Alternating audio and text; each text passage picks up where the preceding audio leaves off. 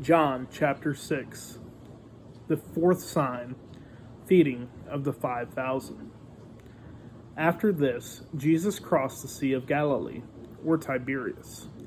A huge crowd was following him because they saw the signs that he was performing by healing the sick. Jesus went up a mountain and sat down there with his disciples. Now the Passover, a Jewish festival, was near. So when Jesus looked up and noticed a huge crowd coming toward him, he asked Philip, "Where will we buy bread so that these people can eat?" He asked this to test him, for he himself knew what he was going to do.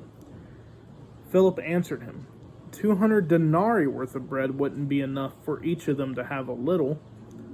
One of his disciples, Andrew, Simon Peter's brother, said to him, "There's a boy here who has 5 barley loaves and 2 fish. But what are they for so many?" Jesus said, "Have the people sit down." There was plenty of grass in that place, so they sat down. The men numbered about 5,000.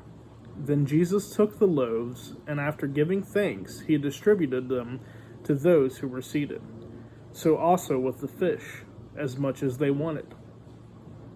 When they were full, he told his disciples, "Collect the leftovers so that nothing is wasted." So they collected them and filled 12 baskets with the pieces from the 5 barley loaves that were left over by those who had eaten. When the people saw the sign he had done, they said, "This truly is the prophet who is to come into the world." Therefore, when Jesus realized that they were about to come and take him by force to make him king, he withdrew again to the mountain by himself. The fifth sign, walking on water. When evening came, his disciples went down to the sea, got into a boat, and started across the sea to Capernaum. Darkness had already set in, but Jesus had not yet come to them. A high wind arose, and the sea began to churn. After they had rowed about 3 or 4 miles, they saw Jesus on the sea. He was coming near the boat, and they were afraid. But he said to them, "It is I, don't be afraid." Then they were willing to take him on board, and at once the boat was at the shore, where they were heading. The bread of life. The next day, the crowd that had stayed on the other side of the sea saw there had been only one boat. They also saw that Jesus had not boarded the boat with his disciples, but that his disciples had gone off alone. Some boats from Tiberias came near the place where they had eaten the bread after the Lord had given thanks. When the crowd saw that neither Jesus nor his disciples were there, they got into the boats and went to Capernaum, looking for Jesus. When they found him on the other side of the sea, they said to him, "Rabbi, when did you get here?" Jesus answered, "Truly I tell you, you are looking for me, not because you saw the signs, but because you ate the loaves and were filled. Don't work for the food that perishes, but for the food that lasts for eternal life, which the Son of Man will give you, because God the Father has set his seal of approval on him." What can we do to perform the works of God?" they asked. Jesus replied, "This is the work of God, that you believe in the one he has sent. What sign then are you going to do so that we may see and believe you?" they asked.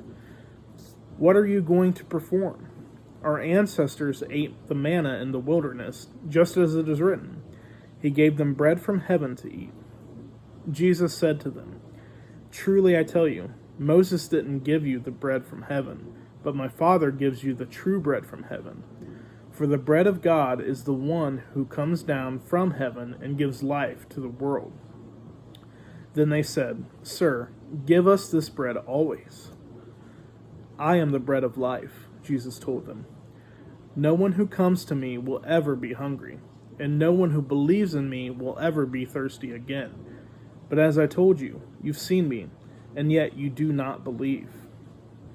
Everyone the Father gives me will come to me, and the one who comes to me I will never cast out.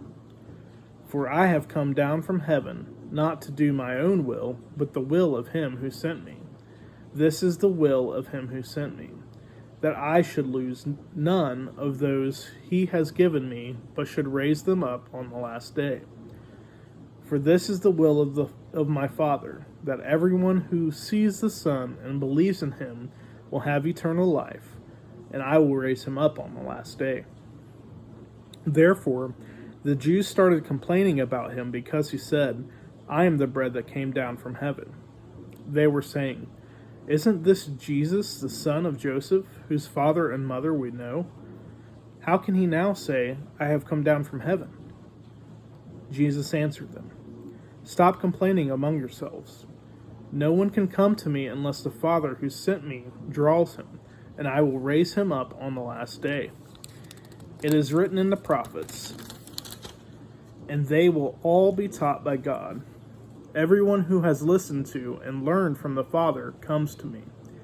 Not that anyone has seen the Father, except the one who is from God. He has seen the Father. Truly I tell you, anyone who believes has eternal life. I am the bread of life. Your ancestors ate the manna in the wilderness, and they died. This is the bread that comes down from heaven, so that anyone may eat of it and not die. I am the living bread that came down from heaven. If anyone eats of this bread, he will live forever. The bread that I will give for the life of the world is my flesh." At that, the Jews argued amongst themselves, "How can this man give us his flesh to eat?" So Jesus said to them, "Truly I tell you, unless you eat the flesh of the Son of Man and drink his blood, you do not have life in yourselves. The one who eats my flesh and drinks my blood has eternal life, and I will raise him up on the last day. Because my flesh is true food, and my blood is true drink. The one who eats my flesh and drinks my blood remains in me, and I in him. Just as the living Father sent me, and I live because of the Father, so the one who feeds on me will live because of me. This is the bread that came down from heaven. It is not like the manna your ancestors ate, and they died. The one who eats this bread will live forever." He said these things while teaching in the synagogue in Capernaum. Many disciples desert Jesus. Therefore, when many of his disciples heard this, they said, "This teaching is hard. Who can accept it?" Jesus, knowing in himself that his disciples were complaining about this, asked them, "Does this offend you? Then what if you were to observe the Son of Man ascending to where he was before? The Spirit is the one who gives life. The flesh doesn't help at all. The words that I have spoken to you are spirit and are life. But there are some among you who don't believe." For Jesus knew from the beginning those who did not believe, and the one who would betray him. He said, "This is why I told you that no one can come to me unless it is granted to him by the Father." From that moment, many of his disciples turned back and no longer accompanied him. So Jesus said to the 12, "You don't want to go away too, do you?"